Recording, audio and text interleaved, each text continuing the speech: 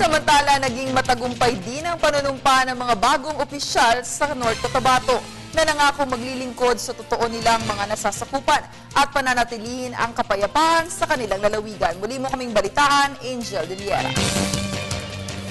Ginaganap ang oath-taking ni Governor Emilu Lala Talinio Mendoza at ng iba pang mga opisyales kasabay ang pagdiriwang ng 100 taong pampublikong serbisyo ng Cotabato Province. For God's help during this new administrative year.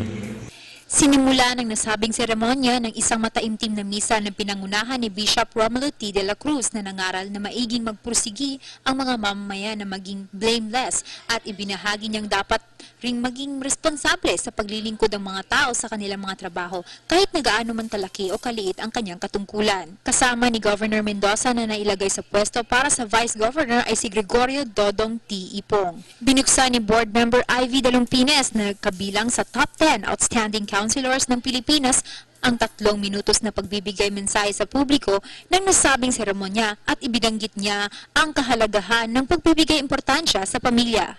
Our province of Cotabato is a large family where you and I belong, with our esteemed Governor Lala Talinio Mendoza as the mother and the head, with the rest of our elected officials acting as our older brothers and sisters, responsible looking after the best interests of their younger siblings, by electing this humble representation during the recently concluded elections.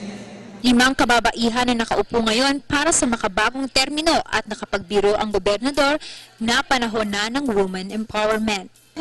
Ang mga municipal mayors ng mga babae.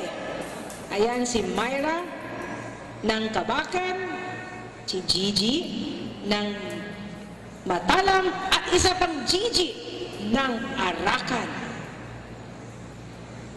Magandang umaga po, women power na nga. Kaya kayong mga sundalo at pulis, mag-ingat-ingat kayo. Ikinalulugod niyang sinabi na sinusunod nila ang katagang serbisyong totoo na mayroong transparency, accountability, partisipasyon ng mamamayan at pagpapatayo ng infrastruktura, pagbabantay ng agrikultura at ekonomiya. 3 bagay po raw o 3 bagay ang dapat nating isa-isip. Responsibilidad. Una, tama yung sabi ni Bishop, hindi man malaki ang iyong katungkulan, gawin mong tapat and you give your best. Pangatlo, ang panghuli, account. Tayong nasa gobyerno, lahat na pinanghahawakan po natin ay mula sa buwis ng tao. At tuloy-tuloy po tayo sa ating programang agrikultura, sa health services at peace and order. Importante po itong 3 aspeto na ito. Maganda nga ang infrastruktura mo, kung may threat naman sa security, mahirap pa rin mahikayat yung mga investors, mga negosyante na maglabas ng pera at mumuhunan sa probinsya. Para sa Telebisyon ng Bayan, Angel Pizarro de Liera.